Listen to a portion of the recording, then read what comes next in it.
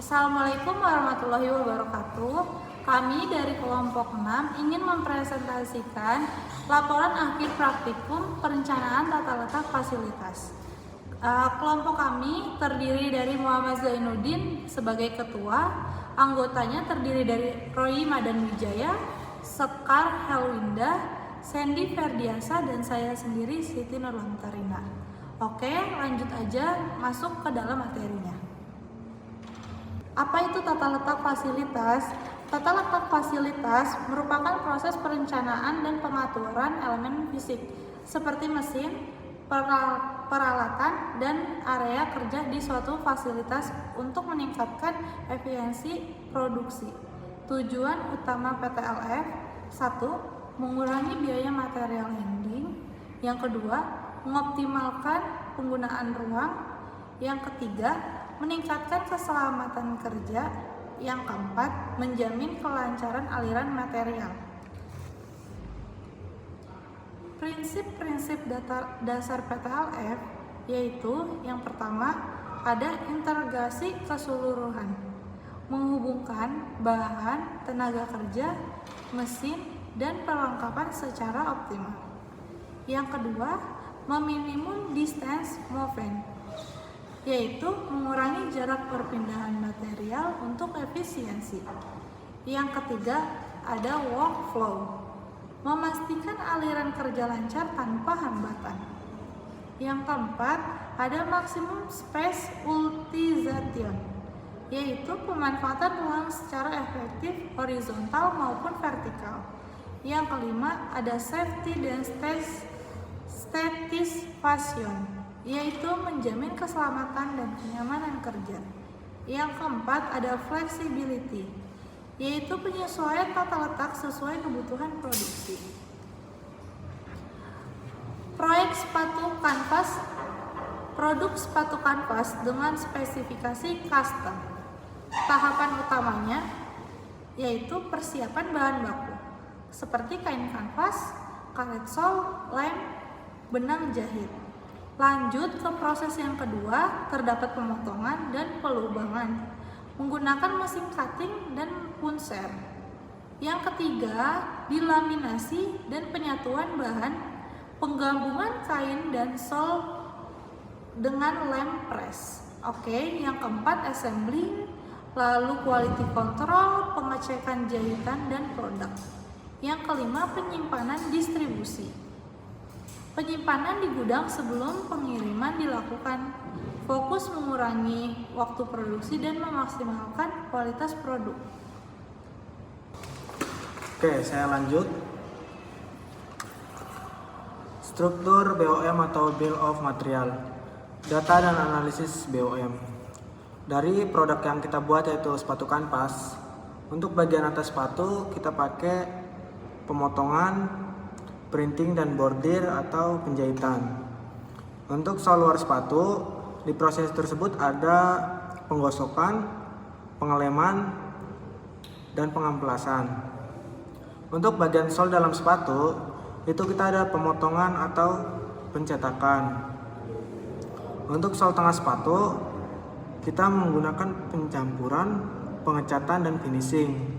Dan juga ada tali sepatu untuk pemotongan dan pembentukan ujung tali. Dari komponen custom, yang pertama itu bagian atas sepatu dengan ukuran 300 x 50 x 100 mm. Sol luar sepatu yaitu 10 x 100 mm. Sol dalam sepatu 300 x 10 mm. Dan juga sol tengah sepatu 10 x 250 mm. Dan juga tali sepatu 3 x 600 mm.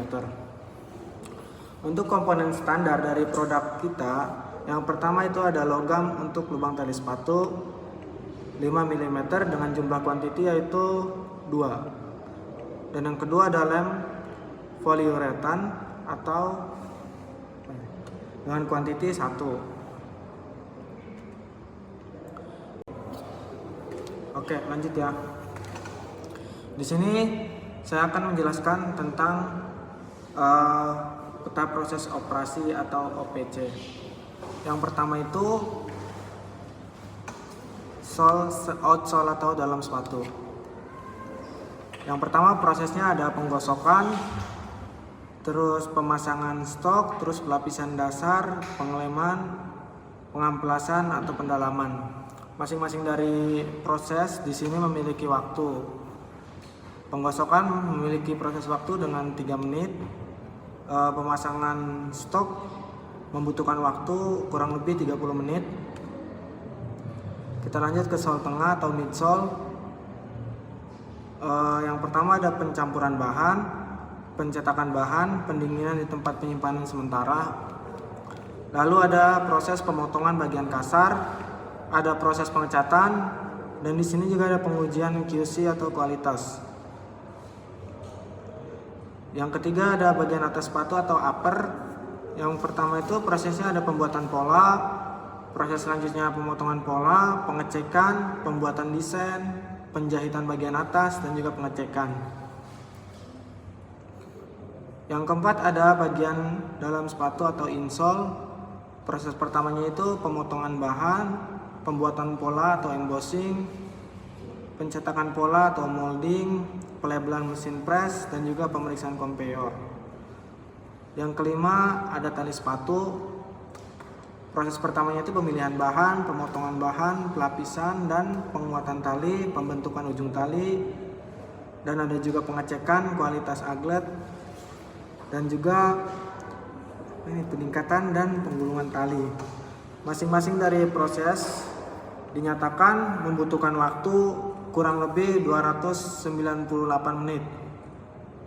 Untuk waktu pengecekannya sendiri, di sini prosesnya ada 9 pengecekan dan membutuhkan waktu 15 menit. Setelah semuanya itu terbentuk dan diproses, kita akan lanjut ke proses perakitan. Kurang lebih membutuhkan waktu 15 menit. Dan juga kita menuju proses perakitan yang terakhir, kurang lebih membutuhkan waktu kurang lebih 10 menit. Setelah itu kita masuk ke penyimpanan atau storage. Ya, lanjut ke diagram aliran proses. Sebetulnya diagram aliran proses itu tidak beda jauh dengan yang namanya peta proses operasi. Di sini kita hanya mempresentasikan atau menjelaskan bagaimana alur proses pembuatan produk sepatu tersebut dalam sebuah perusahaan. Yang kedua ada Activity Relationship Chart atau ARC. Poin pertama mengelompokkan aktivitas yang saling terkait. Dan yang kedua menentukan tingkat kedekatan dengan simbol. Yang pertama simbol warna merah itu menentukan mutlak perlu didekatkan. Dan yang kedua ada kuning, sangat penting untuk didekatkan. Yang ketiga simbol hijau, hubungan kedekatannya itu penting untuk didekatkan. Dan yang keempat ada simbol warna biru, cukup atau biasa. Yang kelima ada simbol warna putih atau tidak penting.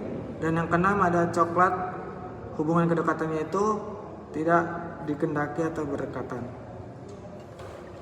Nah, di sini masing-masing dari proses yang kita buat ada beberapa bagian atau beberapa bahan yang emang kedekatannya itu saling berkaitan atau bahkan kedekatannya itu tidak berkaitan. Yang pertama ada raw material dan pencampuran. Di sini memiliki warna merah dalam artian mutlak perlu didekatkan karena raw material dan pencampuran ini sebagian penting atau proses penting dalam pembuatan sepatu ini. Yang kedua ada pencetakan dan pendinginan.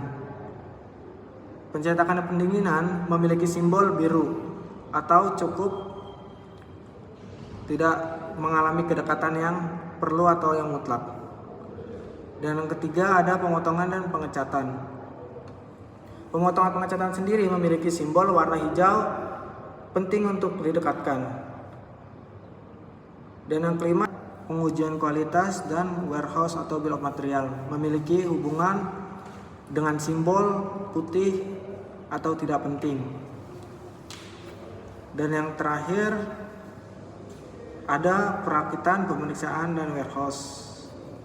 Perakitan pemeriksaan memiliki hubungan warna hijau atau penting untuk didekatkan, namun tidak memungkiri hubungan antara perakitan dan pemeriksaan itu memiliki hubungan yang sangat penting. Dan yang terakhir, pemeriksaan dan warehouse ditunjukkan dengan simbol warna putih atau tidak berhubungan.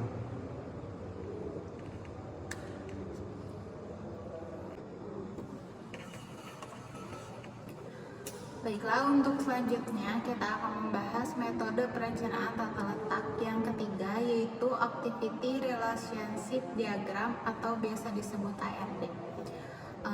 ARD ini sendiri yaitu membuat visualisasi hubungan aktivitas berdasarkan dengan ARC yang sudah dibuat pada pertemuan sebelumnya, dan hubungan skala prioritas TSP.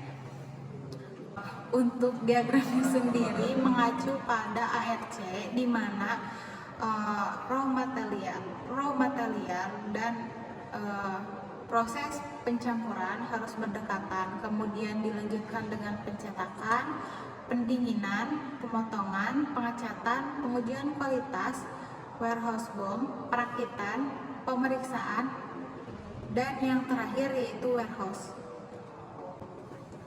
Untuk selanjutnya yaitu penggunaan Plexim dalam PTLF. Plexim sendiri yaitu perangkat lunak simulasi 3 dimensi untuk memodelkan tata letak fasilitas secara virtual. Langkah-langkahnya yaitu yang pertama membuat model tata letak awal sesuai OPC dan ARB. Yang kedua, menambahkan elemen produksi seperti mesin dan aliran material. Yang ketiga, menguji aliran produksi dan mendeteksi bottleneck. Yang keempat, melakukan perbaikan tata letak berdasarkan hasil simulasi. Hasil dari penggunaan Plexim pada PTLF ini sendiri yaitu tata letaknya menjadi lebih efisien sehingga mengurangi waktu handling material. Baik, selanjutnya efisiensi dan optimasi tata letak. Jadi perbaikan yang kita lakukan pada line produksi midsole sehingga total menjadi 2 unit pada QC midsole tengah. Lalu dengan demikian proses pengujian kualitas atau QC dapat dilakukan lebih cepat dan sesuai dengan jumlah benda kerja yang masuk, sehingga alur produksi menjadi lebih lancar. Lalu apa dampak yang dihasilkan dalam perbaikan tersebut? Yaitu adalah biaya material handling berkurang sebanyak 20%, waktu produksi lebih cepat 15%, lalu pemanfaatan ruang meningkat 10%. Untuk detailnya, yang sebelumnya QC hanya 1 menjadi 2, lalu waktunya yang tadinya hanya 5 menit menjadi 10 menit. Sekian kesimpulan dari kami. Yang pertama adalah PTLF membantu menciptakan tata letak yang efisien dan efektif. Yang kedua, penggunaan Plexim memberikan analisis simulasi yang mendalam. Yang ketiga, pendekatan seperti ARC dan ARD mempercepat proses pengambilan keputusan. Sekian, wassalamualaikum warahmatullahi wabarakatuh.